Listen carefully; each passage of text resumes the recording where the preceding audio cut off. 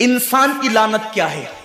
انسان کی لعنت، ایک جانور پر حضور علیہ الصلوۃ والتسلیم کسی صحابی کے جانور پر بیٹھے تھے، وہ دھیرے چل رہا تھا، کسی نے کہہ دیا کہ اس پہ لعنت تو یہ دھیرے چلتا ہے۔ حضور علیہ السلام نے اس جانور کے نیچے اتر کر فرمایا جس پہ لعنت کر دی گئی میں اس جانور پہ سواری نہیں کر سکتا۔ یہ ایک انسان کی لعنت کا اثر ہے، جس پہ معصوم فرشتے لعنت کرے اس کا انجام کیا ہوگا؟ وہ بھی ایک دو لعنت نہیں۔ رمضان شریف کو چھوٹا مت سمجھیے، ایک کے 70 پر آپ کی نظر ہے، گناہ نیکیوں کی کثرت پہ آپ کی نظر ہے، گناہوں کی تباہی پہ آپ کی نظر نہیں ہے۔ اللہ کے رسول صلی اللہ علیہ وسلم نے فرمایا جیسے ماہ رمضان شریف میں نیکیوں کا درجہ بڑھ جاتا ہے، ویسے ماہ رمضان شریف میں گناہوں کا بھی معاملہ بڑھ جاتا ہے۔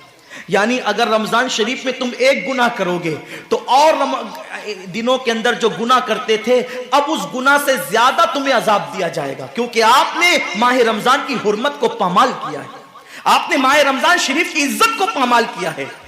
تو سوچو انسان کی لعنت پڑے، یہ حال ہے تو جس پہ فرشتوں کی، وہ بھی ایک دو نہیں، پورے سال تک فرشتے لعنت کرتے ہیں۔ اور اللہ کے نبی صادق و مصدوق نبی نے فرمایا کہ اگر وہ اسی سال رمضان شریف آنے سے پہلے مر جائے تو اس کے پاس کوئی نیکی نہیں ہوگی جو اس کو جہنم کی آگ سے بچا سکے، اور اس کا ٹھکانہ تو جہنم ہی ہوگا۔ خدا کے لیے اپنے حال پہ رحم کرو، اپنے آپ کو جہنم کا ایندھن مت بناؤ۔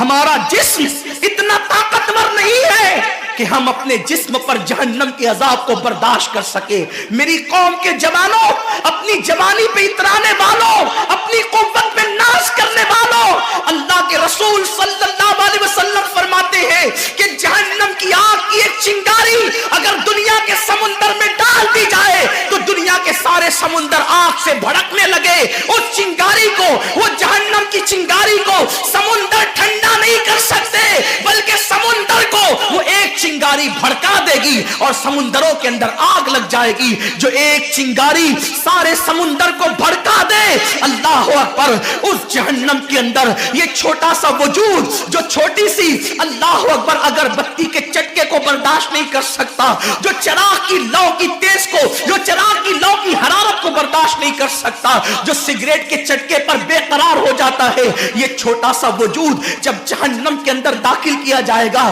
اس وقت اس وجود کا کیا ہوگا؟ میرے آقا مصطفیٰ جان رحمت فرماتے ہیں کہ جب پہاڑوں کو جہنم میں ڈالا جائے گا تو پہاڑ ایسے پگھلنے لگیں گے جیسے نمک کو پانی میں ڈالنے سے نمک پگھلنے لگتا ہے۔ میرے بھائیوں، خدا کے لیے اپنے حال پر رحم کرو، اپنے آپ کو جہنم کا ایندھن مت بناؤ۔ اللہ اکبر، تراویح کے وقت میں پیر پھیلا کر محلوں میں بیٹھنے والوں، روزوں کے وقت میں چھپ چھپا کر کھانے والوں، اللہ کی غیرت کو چیلنج مت کرو۔ اللہ کے حبیب نے فرما دیا کہ جو گناہ کبیرہ رمضان شریف میں کرے گا سال بھر فرشتوں کی لعنت ہوگی۔ آپ کہتے ہیں مسلمان کلمہ پڑھتا ہے، مسلمان نبی کا غلام ہے، مسلمان نبی پہ جان قربان کرنے کے لیے تیار ہے، اتنی مصیبتوں میں کیوں ہے، اتنی تکلیفوں میں کیوں ہے، کیوں تباہ ہو رہا ہے مسلمان؟ ارے جس پر فرشتے پوری سال لعنت کرے وہ قوم تباہ نہ ہوگی تو کیا ہوگا؟ اس قوم کے گھر نہ جلیں گے تو کیا ہوگا؟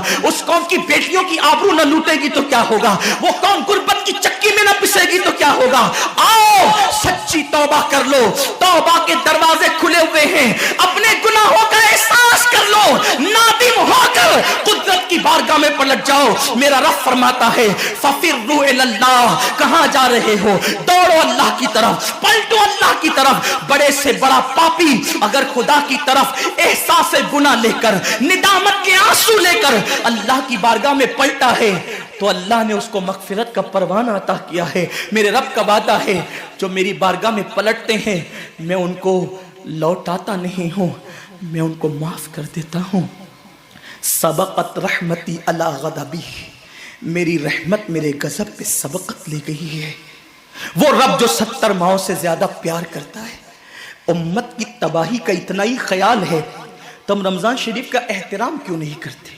ہم رمضان شریف کا اہتمام کیوں نہیں کرتے؟ کیوں ہم اللہ کی عبادت کی طرف نہیں آتے؟ آؤ اپنے گناہوں کا احساس لے کر خدا کی بارگاہ میں پلٹو تاکہ تباہی سے بچ جاؤ.